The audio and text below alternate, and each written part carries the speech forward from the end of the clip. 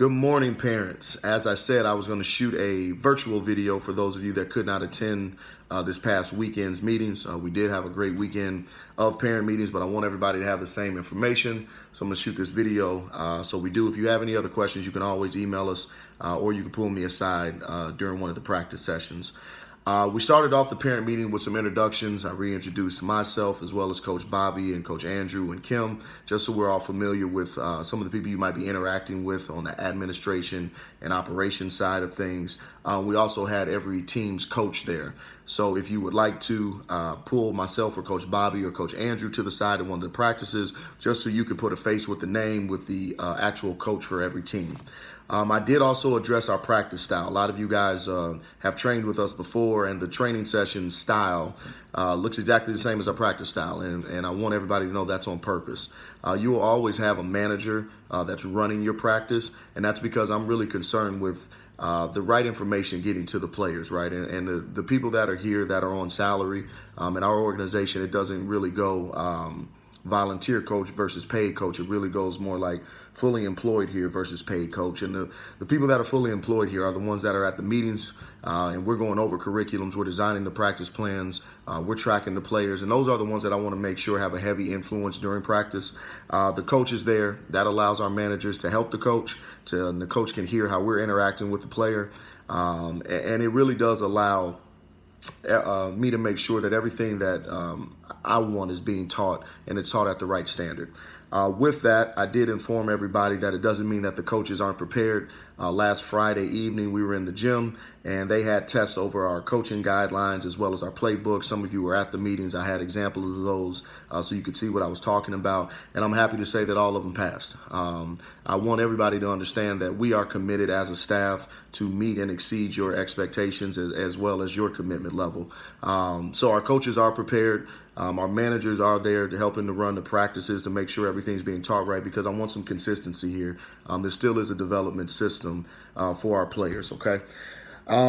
With the schedules, you'll have your tournament schedules attached. You also have an April schedule attached and a parent contract attached to this email, okay? I just want to draw a couple points to tell you about the schedule. I'm looking at notes as well. Number one, we don't have any practices Easter Sunday. And what is attached for April is what was sent to you in your welcome email, okay? But just to keep things simple, use what is attached with you today in today's email for April. There's no changes to the schedule in March. The May that was sent to you in the welcome email, rip it up, tear it away, throw it away rather. It is not inbounds. We are not going to be in the facility at the beginning of May, and that schedule was anticipating that we would be there by the beginning of May. We'll be in there probably mid to late May. It's a floating date. They have poured the floors. We are progressing now. We're getting a lot of things going, but it is ground up construction. So it looks like kind of mid to late May we'll get in there. Obviously, we'll tell you as that date gets more locked in. Once we get into the facility, then every team will be going 3 days a week with practices, and we'll send you out that schedule well in advance. But until then, the practice schedule in April in terms of the days and the times will look pretty similar to the ones in May. There's not going to be any changes to that at all. The only changes that will occur is once we get into the facility. Right now, all teams do have a Sunday practice, and then they have one during the week. I did mention that the only time where you might have one practice during the week, those of you that practice twice a week, is if we have a 2-day tournament. And so obviously we're playing on that Sunday, but usually that next weekend we don't have anything at all, so we're still safe with that, okay? Let's see here. Do not use the calendar on the back end in your accounts. All right, normally we always push you guys to use that calendar tab in your accounts. Do not use those now, because that was programmed and built for a reoccurring schedule, meaning our training classes, what we previously were doing. It wasn't built for some flexibility in which we need, obviously, with team practices transitioning from one place to another. So do not use that at all. Just use the calendar that we sent you, and also use Team Snap. And I'm going to go over Team Snap here in a second, okay? In regards to practices, they are mandatory. And missed practices will affect playing time. All right, now we will be very reasonable, and we understand that there might be religious commitments or family commitments or school commitments, so we're going to be reasonable, but we do not want to be an organization that is full of parents that have full-time expectations with part-time commitments. All right, we really want to make sure everybody's there. We actually get a lot accomplished at practices, okay? So it's not about implementing a tough rule or trying to be the tough guy here. It's about that we can't send a player into a game if they're not prepared. Right, that's not fair to the team. That's not fair to that player. So we do ask that all players are at practice. It is mandatory. If you can attend practice, please send us an email to info@M14hoops. I said at the meeting, no reply is a good reply, and we'll handle it on a case-by-case basis, okay? We do understand that obviously a lot of people were finishing up their winter seasons, even through this last weekend. We know spring break is coming up. All of those things were factored into our curriculums and knowing what was going on in our structure overall of the season. But once we get into April, we do expect attendance to be pretty high at every single practice, okay? Let me see here. With the tournaments, if you have the tournament sheet pulled up, I want to just draw your attention to the bottom where it says that tournament schedules will be released 1 month in advance, and our tentative game times were released on Thursday before each tournament, okay? The month of April, I set the expectation that it's going to be a challenging month for every team in the program because we want to put them at at some good level competition for one reason, just so we can see what we have. On the back end of our calendar, or our back end of our schedule, rather, in the month of May and June, we can make some adjustments up or down. But I want to give every team a shot to show what we have and that we can play some high level competition. And whatever we need to do, I've told parents I'm fine with doing. I just want to make sure that we're playing for a reason and playing some good competition that will really help our players get better and help them use the skills that we're teaching them. So please understand that. When it comes to the tournaments, I did tell everybody that playing time isn't equal. I think everybody will play, but it's not going to be equal. It's a team, and we have to do what it takes to help the team win. With that, I have asked parents to please help protect the team morale. All right, we do understand that they're kids, and they're not going to all be happy once this player might play more or that player. Please just keep them focused on the team. I'm really going to protect every team and not let anybody become a cancer because that's just not fair, and that ruins the experience for everybody, okay? They need to get out there, and we're always going to tell them be aggressive. And I told parents, I don't mind you telling them to be more aggressive, but please add in to get the great shot. All right, great shot. That's what we always tell every one of our teams. Be aggressive, drive the ball, put it on the floor, go do what you got to do, but be smart. All right, if there's 2 people on you, pass the ball. If there's nobody on you, finish. All right, all we want our teams to do is get the great shot every single time, okay? So we don't mind parents saying to be aggressive, but we do want to address the playing time issue up front. With battlegrounds, that's internal. That's when we play each other. And I told parents we get the ultimate freedom when it comes to battlegrounds. That might be 1-on-1 for 90 minutes, might be 2-on-2, 3-on-3, 4-on-4, 5-on-5. We might play this grade level versus this grade level. It just all depends on what we see and what we need to do. Everybody plays during battlegrounds, but we want to make sure that it's productive and we're doing something that the team needs, okay? So please don't try to come and trace what we do or try to figure out why we're doing. There is a method to our madness, but I did tell all the parents, if you really try to start trying to guess what we're doing or why we're doing it, you'll get a headache. Some kids will start some games and some we'll have a different starting lineup in. We might not ever change the starting lineup. Those are things that you guys are just going to have to not read into too much and just go with it. I told everybody that you need to judge us on the whole season, not after the first tournament, okay? Not after the first practice. Give us a chance, all right? Trust us, but you're going to have to judge us on the entire time that your player's here with us, not just through the first 2 tournaments, okay? Like I said, April's going to be a tough month for all the teams. All right, and I was very honest saying that we might get beat by 30 every single game in April. So don't think that I'm crazy or that things are bad. I just want to see what we got, and I want to see it against some high-level competition. So, again, there is a method behind the madness, all right? Parent contracts, those are attached.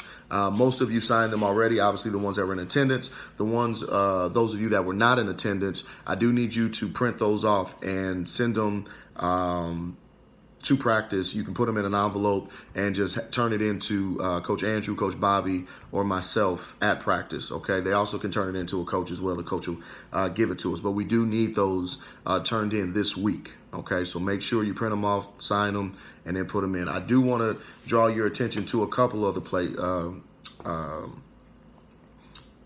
paragraphs in the contract. Number 3, with our uniform policy. I don't mind if your player wants to wear a shirt under their jersey, totally fine with that, but it does need to be a solid red, white, or black, okay? If they want to wear the compression shorts or the ones that come down to their shins, I got no issue with that. They just need to be a solid white or black, okay? We don't have a team shoe, but red, black, and white are our colors, so we would like to match. And we do enforce our dress code, okay? And if they're out of dress code, that could affect their playing time, but that's not something that's crazy. I mean, you can't go to high school basketball or middle school basketball and just kind of wear what you want. We're a team, and so we want to look uniformed while we're out there. Girls' uniforms will be in April 2nd. Boys' uniforms will be in starting the week of April 9th. We haven't had any holdbacks or gotten any communication that there's any issues with that. Shooting shirts may lag 1 week because I made them actually send me replicas of it so I can actually have the players try them on so we got the sizes correct. So we put that order in a week later. So those might lag 1 week, but other than that, everything should be on pace for our first tournament. I did tell the 4th boys we have green jerseys or next generation jerseys that we'll have for you for your first weekend. So you guys are okay. All right. With the sportsmanship, and that's number 4, we need to make sure we're showing some respect and some courtesy. I've told everybody this might be M14's first time with teams, but it's not mine personally. I was an AAU coach, 17s, 16s. We've all coached at various levels outside of M14. So we know what goes on at tournaments. We've been there. We've been in youth basketball for a long time. I can't speak for other organizations and how their parents or players might behave, but for ours, there's a certain way that I expect everybody to behave, players, coaches, as well as parents, okay? With the refs, leave them alone. There's a great thing on social media that the head coach of South Carolina put out. We're talking about parents talking with refs or coaching their kids from the sidelines. So if you got some chance, jump on Facebook or just Google it with South Carolina's head coach and what he had to say about that, okay? D, we're not coaching your player from the sideline. I did draw a pretty hard line at the meetings about that. I don't mind you saying good shot, bad shot, come on, hustle, all those things. But the moment that you start directing traffic and really telling your kid what to do on the court, it just becomes a little bit disrespectful to the organization, to that coach, and to the other players as well. So if we see that, we will ask you to leave the game. If we hear about it, we're definitely going to email you to tell you, please don't do that anymore, okay? We don't need anybody coaching besides the coach. I know some of you have coached your players before, and I understand that there's a lot of different ways that you can coach, okay? The coach might make a mistake that you might not have made, and that's okay. We're all human. We make mistakes. We can move on from that, okay? So let's just make sure we all understand that. Cheer for your team. Cheer for the teammates. All right, cheer for your player. Let's keep this all positive, and let's be let's be the example on how things should go, okay? On the second page, just with the injuries, if your kid gets hurt, heaven forbid that, they need to show up to practice still. Okay, again, we get things done at practice so they can sit there and learn, all right? So we do ask them to come to practice if they get hurt. Again, this is a team. You guys have made a commitment to the team, and injuries happen within sports. You still have to show up, okay? So we do expect them to be there if any injuries happen. We have a trainer there. Please utilize them. If you need tape or ice or anything like that, or you need to be seen, please use them, okay? With the tournaments, obviously the bench is only for M14 players and coaches, so we do ask that you stay off the bench. And then we will have a volunteer parent that has to work the scores table. I think that's pretty standard. We will have that assigned to you, and you'll be able to see that in TeamSnap. If you cannot make it that weekend, it is on that parent to contact all the rest of the people on the team to find out if they could switch with somebody else. So that's something that the parents are going to have to control. And then last one was just with the travel expectations. You have to get your player down there. You have to house them, obviously. And anything that's out of state, the coach's fee is $10. So that practice before, just send your kid with $10, and that covers everything there. So if you could sign that, and then on the last page it says the photo release. Pretty much to paraphrase it, what it says is we can film or take pictures of your player and put it on any of our social media outlets or marketing. The top part says that we don't control if any outside organization wants to film something that's not in our control, but we can't put your child's name on anything we do. The bottom part just says we are allowed to put their name. I know we have different sensitivity levels to social media, and we got total respect for that, but I do want everybody to understand this is totally about bragging about our kids and showing that they're doing awesome. Nothing ever will be looked at in a negative light or critical or anything like that at all. Anything that's on social media, I have to stamp and approve anyway. But I did tell parents, if you see something that you're not comfortable with, just shoot us an email and say, hey, I'm not too comfortable with that one. Could you take it down? It's all good, okay? I can't imagine why we'd ever have anything that even told that line, to be honest. Please go look at our Instagram page, go look at our Facebook page, go look at our Twitter account. There's nothing that we're putting up that's in a negative light ever. It doesn't come close to that. But I do want to respect everybody's sensitivity levels to social media, because obviously they are children, okay? So if you could sign whichever one, top or bottom or both, that you're comfortable with, that'd be fine. With Team Snap, some of you are familiar with it, some of you not. What I've called it is like a glorified private message board. You will get an email with that if you have not already. So we will need you to register with that. You can put both mom and dad's information in there, and your team is in there. So everybody on the team, all the parents on the team will have everybody's information. All right. We will not be communicating with you through Team Snap. I don't want to diversify our communication where you're looking here for something, looking there for something. We will stay with our same communication lines, but you will be able to see our practice times. You'll be able to see our game times. The only thing that won't be in there is if we have pool play and then the game that's the next game outside of pool play. Obviously, we don't know that, but I have asked all parents, let's come together as a team and just make sure everybody has information. It's not too cool if somebody's at Wendy's with their kid and we're supposed to be playing on court 3. So enter the information. Parents can talk to each other as much as they want through Team Snap. You guys can take pictures, have at it, but we will not be communicating with you directly through Team Snap. That is just for a scheduling tool, and so we're all on the same page. Again, the scores table, that'll be in there before each game, and it's on you to make sure that you communicate with everybody else, but we all will have each other's information. So it's a great tool to use, so please download that immediately and get hooked up on it, okay? Overall, parents, again, I just ask everybody, let's keep this positive. I'm not interested in having an organization where there's a bunch of internal fighting, all right? I did give our email policy. Most organizations might have a 48-hour one. We just have a don't one. Don't email. There's really nothing that we need to talk about. Do we understand we got beat, or your kid didn't play, or your kid didn't play well? We understand those things, okay? We're in communication with our coaches. That's our job, all right?